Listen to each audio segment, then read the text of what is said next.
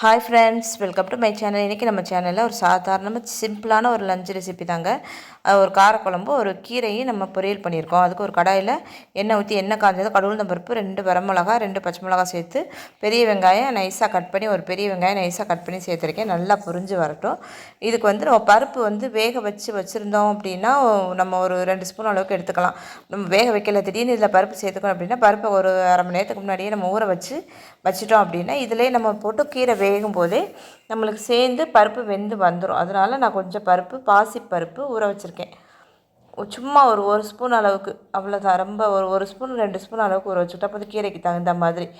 நம்ம இதை கூட்டு தான் வச்சோம் அப்படின்னா ரொம்ப கீரை நிறைய இருக்கும், சாப்பிட முடியாது. பிள்ளைங்க எங்கேயோ கீரை சாப்பிட்றாங்க. அதனால் இந்த மாதிரி பொரியல் செஞ்சிடலாம். அதில் பருப்பு சேரணும் அப்படின்னா இந்த மாதிரி வெங்காயம் பச்சை மிளகாலாம் நல்லா வதங்கினதுக்கப்புறம் நம்ம இந்த தண்ணியோடு சேர்த்து இதையும் பருப்பையும் சேர்த்துறணும். ஊற வச்ச தண்ணி நல்லா வாஷ் பண்ணிட்டு தான் ஊற வச்சுருக்கோம். அதையும் சேர்த்துட்டு இப்போ அடுத்தாப்புலேயே நம்ம கீரையும் சேர்த்துடலாம். கீரையை நல்லா நைஸாக முளைக்கீரை தாங்க வாங்கியிருக்கேன். அதை நல்லா நைஸாக கட் பண்ணிவிட்டு நல்லா வாஷ் பண்ணிடணும். கீரையில் கண்டிப்பாக நிறைய மண் இருக்கும். எவ்வளோ தான் வாஷ் பண்ணாலும் மண் இருக்கும். அதனால் நல்லா முடிஞ்ச வரைக்கும் கட் பண்ணுறதுக்கு முன்னாடியே வாஷ் பண்ணிட்டேன்னா கூட ரொம்ப நல்லது தான். ட்ரை பண்ணி பாருங்கள். அந்த மெத்தடில் கழுவிட்டு நம்ம கட் பண்ணிட்டோம்னா நல்லா ஈஸியாக கழுவுறதுக்கு ஈஸியாக இருக்கும். அப்படி இல்லைன்னா கூட நீங்கள் கட் பண்ணால் கூட நீங்கள் ஒரு தடவை கழுவி எல்லோரும் சொல்லுவாங்க. அதாவது கீரையை முழுசாக கழுவிட்டு அப்புறம் கட் பண்ணணும். நம்ம கீரையை கட் பண்ணிவிட்டு கழுவணும் அப்படின்னா சத்தெல்லாம் தண்ணியிலே போயிடும் அப்படின்னு சொல்லுவாங்க. அதுக்காக நம்ம இந்த மெத்தடில் நான் இந்த மாதிரி கழுவிட்டு கட் பண்ணுங்கன்னு சொல்கிறேன். அவ்வளோதாங்க. இதை போட்டுட்டு கீரையை போட்டுட்டு நல்லா எல்லா பக்கமும் வர அளவுக்கு மிக்ஸ் பண்ணி விட்டுட்டு கொஞ்சம் தண்ணி ஊற்றி ஒரு அரை டம்ளர் அளவுக்கு தண்ணி ஊற்றி நம்ம மூடி வேக வச்சிட்டோம் அப்படின்னா அது நம்மளுக்கு கீரையோடு சேர்ந்து பருப்பு நம்மளுக்கு நல்லா வெந்துடும். பருப்பு முழுசாக வேகணும்னு கிடையாது. நம்ம பொரியல் தானே பண்ணுறோம்.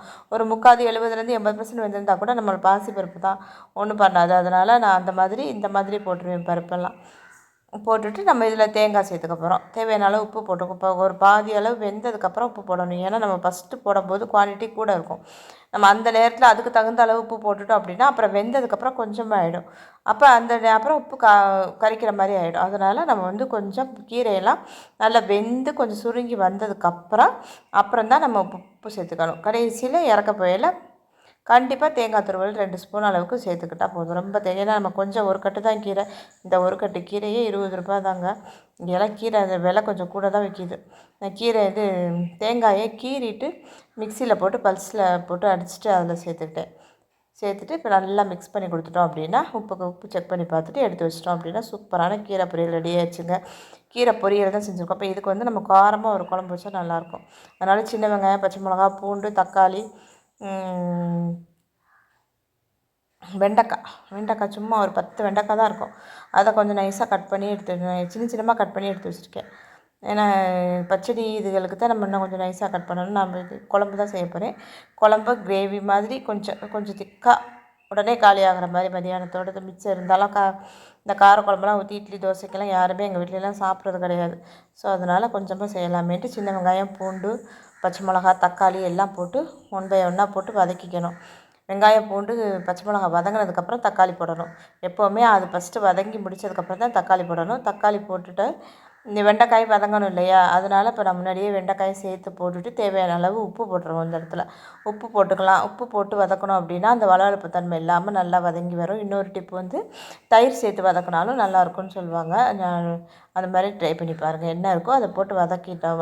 அடுப்பை மீடியம் ஃப்ளேமில் வச்சு நல்லா வதக்கணும் அப்படின்னா நம்மளுக்கு அந்த வெண்டைக்காயில் உள்ள அந்த வளவளப்பு தன்மையெல்லாம் கண்டிப்பாக போகணும். போனதுக்கப்புறம் தான் நம்ம குழம்பு வைக்கணும். குழம்பாக இருக்கட்டும், கிரேவியாக இருக்கட்டும், மசாலா எதுவாக இருந்தாலும் அது போகாமல் நம்ம வச்சோம்னா சாப்பிட்றதுக்கு நல்லாவே இருக்காதுங்க. அதனால் முடிஞ்ச வரைக்கும் இந்த இடத்துல மட்டும் கொஞ்சம் பொறுமையாக அடுப்பை மீடியம் ஃப்ளேமில் வச்சுட்டு நல்லா வதக்கி விட்டணும். நல்லா வதங்கி வந்ததுக்கப்புறம் இதுக்கு மசாலா ஒரு அரை ஸ்பூன் மஞ்சத்தூள், ஒரு ஸ்பூன் மிளகாத்தூள், ஒரு 2 ஸ்பூன் மல்லித்தூள் சேர்த்துருக்கேன். இத்தனையும் சின்ன சைஸ் அளவு புளி. ஏன்னா நம்ம ஒரு தக்காளி சேர்த்துருக்கோம். அப்போ இந்த இடத்துல நம்ம குழம்பு ரொம்ப நிறையாவும் வைக்கல. அதனால் கொஞ்சமாக புளி சேர்த்துருக்கேன். சின்ன நெல்லிக்காய் சைஸ் அளவு தான் இருக்கும். சேர்த்துட்டு அதை 2 தடவை நல்லா கழுவி நம்ம சேர்த்துக்கலாம். புளியை கரைச்சிட்டு நம்ம சேர்த்துட்டு இன்னும் கொஞ்சம் தண்ணி ஊற்றி, ஏன்னா நம்மளுக்கு காய் வெந்து வரணும்ல, எண்ணெயில் வதக்கும் போதே நல்லா வெந்திருக்கும். இருந்தாலும் இன்னும் கொஞ்சம் நல்லா வெந்து வரணுங்கிறக்காக இன்னும் கொஞ்சம் தண்ணி சேர்த்து மூடி வேக வச்சு எடுத்துட்டேங்க. சூப்பரான காரக்குழம்பும் கீரை பொரியல் ரெடி ஆயிடுச்சு. இதுக்கு முட்டையும் வச்சுருக்கேன்.